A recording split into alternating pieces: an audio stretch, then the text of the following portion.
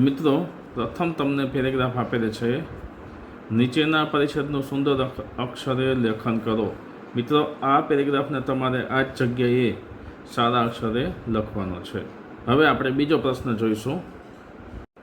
બીજો પ્રશ્ન છે, યોગ્ય વિકલ્પ પસંદ કરી વિકલ્પનો ક્રમ કોષ્ટકમાં લખો. અહીં તમને કોષ્ટક આપે છે, એમાં તમારે વિકલ્પનો યોગ્ય ક્રમ લખવાનો છે.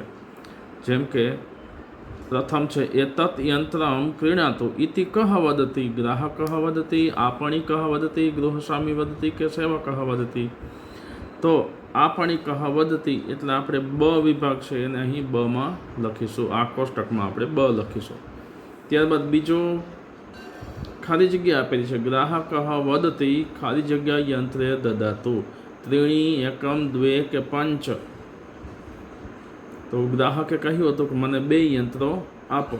એને આપણે અહીં ક વિભાગ છે એટલે અહીં ક લખીશું. ત્યારબાદ ત્રીજું છે, પિતા પુત્રમ કુત્ર સહાયતામ કરોતિ. પિતા પુત્રને ક્યાં સહાયતા કરે છે, એટલે કે ગૃહપાઠ લેખને.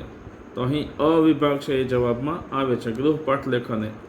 તો અ આપણે અહીં લખવાનો છે.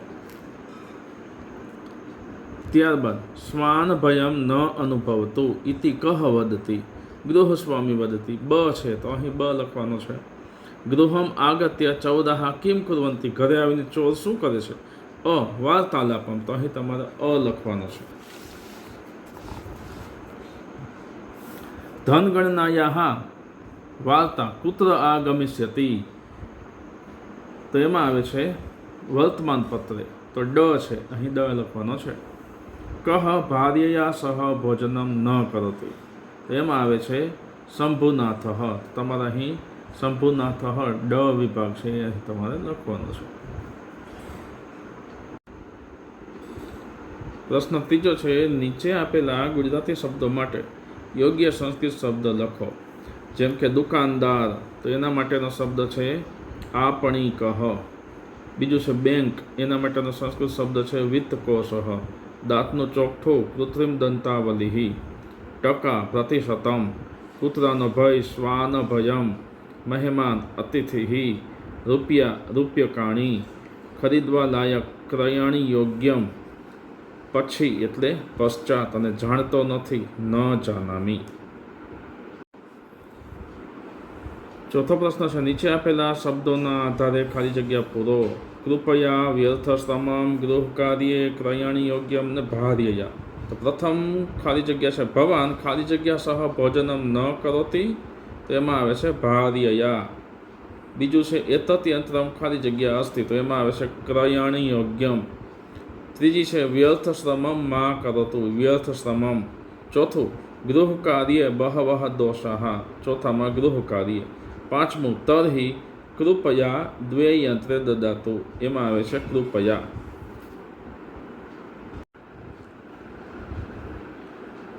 પાંચમું છે ઉદાહરણના આધારે વાક્યો બનાવો.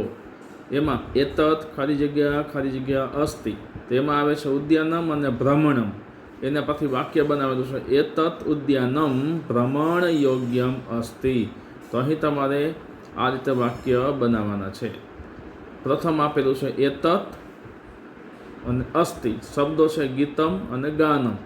તો આપણે વાક્ય બનાવીશું એતत् ગીતમ ગાન યોગ્યમ અસ્તિ.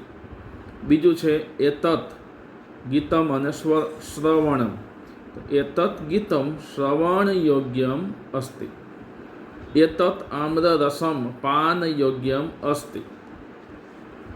એતत् પ્રશ્નમ લેખન યોગ્યમ અસ્તિ. પાંચમું એતत् ઉત્તરમ પઠન યોગ્યમ અસ્તિ. છઠ્ઠું છે ઉદાહરણના આધારે ક્રિયાપદમાં ફેરફાર કરો. જેમ કે તરતિ, એની ઉપરથી બનાવેલું છે તરિષ્યતિ અને તરિષ્યામી. મિત્રો, તરતિ એટલે તરે છે, એની પરથી તરિષ્યતિ એટલે કે તરશે, તરિષ્યામી એટલે કે તરીશ, હું તરીશ એમ. તો હવે આપણે જોઈએ. પ્રથમ શબ્દ આપેલો છે ખાદતિ, એની ઉપરથી શબ્દો આપણે બનાવીશું ખાદિષ્યતિ અને ખાદિષ્યામી.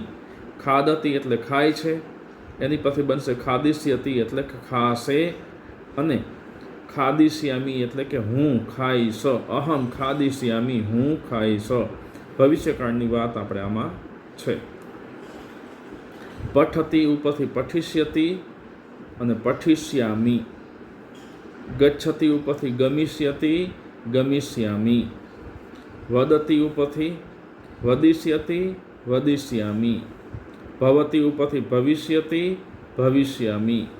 કથયતી ઉપરથી કથયિષ્યતિ અને કથયિષ્યામી. ત્યારબાદ 7મો પ્રશ્ન છે, નીચે આપેલા વાક્યોમાં રેખાંકિત પદોના સ્થાને કૌંસમાં આપેલા શબ્દનો ઉપયોગ કરી અન્ય વાક્યો બનાવો. બાલિકા ગીતમ ગાયતી. તમારે શ્લોકમ, ભજનમ, મંત્રમ શબ્દનો ઉપયોગ કરીને બાલિકા ગીતમ ગાયતી એ જ પ્રમાણે બાલિકા શ્લોકમ ગાયતી, બાલિકા ભજનમ ગાયતી, બાલિકા મંત્રમ ગાયતી એ રીતે વાક્ય બનાવવાનું છે. ત્યારબાદ બીજો વિભાગ આપેલો છે, એમાં આપેલું છે શ્વાન ભયમ ન અનુભવતું. તમારી જ રીતે વ્યાઘ્ર ભયમ, કોરોના ભયમ, વૈદ્ય ભયમનો ઉપયોગ કરવાનો છે. પ્રથમ વ્યાઘ્ર ભયમ ન અનુભવતું, કોરોના ભયમ ન અનુભવતું, વૈદ્ય ભયમ ન અનુભવતું. ત્રીજું છે વ્યર્થ શ્રમમ મા કરોતું. અને તમારે એની જગ્યાએ વ્યર્થ શ્રમમની જગ્યાએ વ્યર્થ શંકામ, વ્યર્થ ક્રયણમ, વ્યર્થ ભ્રમણમ. તો આ વાક્ય બનશે આ રીતે કે વ્યર્થ શંકામ મા કરોતું, વ્યર્થ ક્રયણમ મા કરોતું, વ્યર્થ ભ્રમણમ મા કરોતું. ચોથું છે તત યંત્રમ ક્રીણાતું. તમારે યંત્રમની જગ્યાએ દૂરવાણી યંત્રમ, ક્રીડનકમ, ફલકમ એ રીતે કરવાનું છે. તો તત દૂરવાણીમ ક્રીણાતું, તત ક્રીડનકમ ક્રીણાતું, તત ફલકમ ક્રીણાતું. આ રીતે તમારે મિત્રો અહીં વાક્યો બનાવવાના છે. તો વિદ્યાર્થી મિત્રો, આ સાથે જ ચોથું એકમ હાસ્ય યોગ જે આપણને સ્વઅધ્યયન પછી ભાગ 2માં ધોરણ 7ના વિદ્યાર્થીઓ માટે આપવામાં આવેલું છે, એનું સંપૂર્ણ સોલ્યુશન આપણે અહીં જોયું. મિત્રો, મારી યુટ્યુબ ચેનલ પર તમે નવા હો તો મારી આ યુટ્યુબ ચેનલ માય સ્ટુડન્ટ્સ એજ્યુકેશનને તમે સબસ્ક્રાઈબ કરજો. તમારા અન્ય મિત્રોને આ વિડીયો શેર કરજો. ધન્યવાદ.